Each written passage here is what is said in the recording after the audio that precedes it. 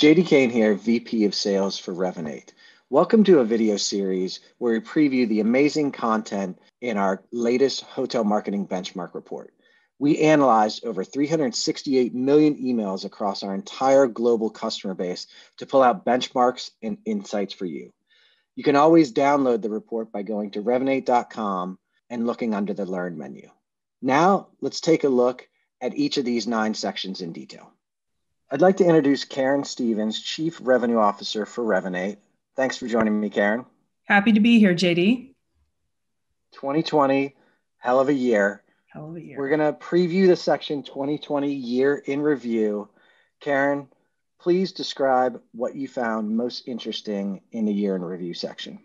Well, I'll tell you what, as you said, 2020, what a year. Have never seen anything like it globally and very specifically within hospitality. So I think when I look at this report and I think about the metrics we have in here, it's really a combination of 2 things. So obviously we have a lot of customers and we're pulling a lot of that data to glean out a lot of insights about how the year went.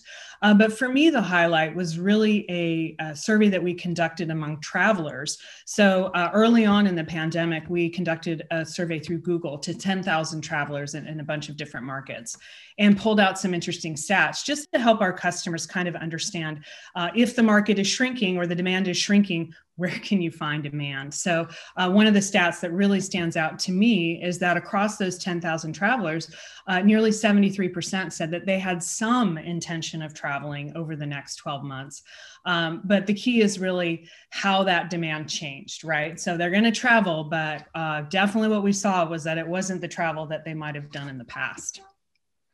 And I'm lucky enough to be one of those 72, 73% that was able to travel to drive destinations in particular, all Revinate customers. And it's great to see how after now they're using the data that I had from my booking and from surveys I completed to retarget me. Absolutely. So that's really the key. I think, one of the things that customers love most about our product is our speed to market. In other words, it's very simple to go in, run a quick segment, and that could be by booking window, by city location, by what you've booked in the past in terms of ADR. So that's always been a very key feature of the product. But when you're talking about a pandemic and you need to quickly find out who is within a 2-hour drive of my destination and who booked the suite and who has a family, then you can really start to target those folks. And really the customers that were able to do that and respond quickly actually put revenue on the books, even during the darkest days of the pandemic, April and May. So I'm glad to hear that you benefited from some of that as well, JD. Exactly. And as we look to the recovery that's now upon us, what would you say are some of the things that people are doing to maximize the potential to get ahead of that inevitable return? Right. Well, I think, obviously different markets are opening at different speeds, but at least in the Americas, what we're seeing is a huge demand. So the demand is there. Revenge travel is real. I think the question now for hoteliers is, what channel are you going to put that business on, right? Because obviously bringing customers back through your direct channel is going to be the most profitable for you. So how do you find those customers that loved your hotel in the past, understanding what kind of room types they booked? Are they in suites? What kind of things do they love about your property, whether that's golf or spa or whatever it might be, and making sure that you get to them first, right? So that they're not coming in on other channels that are more expensive, like the OTAs, but you're getting most of that demand through your direct channels. So I think that is absolutely the most exciting part. The demand is there. Now the question is, can you get it at the right price and also at the right margin, meaning you're not paying a huge margin on that piece of business that would have come to you anyway. Exactly.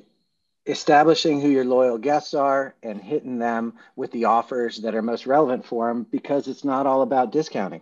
These people have shown their propensity to come even at the best rate. Yes. And, you definitely don't want to pay, I think OTAs is a great way to get new business, incremental business, but I promise you that all of your repeat customers are also, everybody's looking for a place to take a vacation. So make sure you're reaching out to those people who already know your property, already love you, and get them in the door. And that's something we also saw during the pandemic as well. With customers that were going to travel, they said, right out. I want to go to a place I already know because I know the cleaning standards. I'm familiar with the property. I love the staff, whatever it might be, but the familiar was very important. And that was obvious in the survey that we conducted. That's right. And I do have my kids asking to go back to those places again right now. So I think we will be repeat guests. Yes, that's great. All right. Well, thank you, Karen, for joining. Appreciate your thoughts on the 2020 year in review. You got it. 2020 was a year unlike any other, and it changed everything about the way we should be benchmarking ourselves. This guide has the data that you can use against which you measure your performance. For all the data, please go to revinate.com and download the full guide under the Learn menu. There you'll also find other great research content, such as our traveler study for what the world looks like post-COVID, our guide on what you should be doing to build your marketing strategies throughout the recovery, and finally, an email guide written by Revinate's experts on the insights, strategies, and best practices to be using for email marketing in general. Thank you.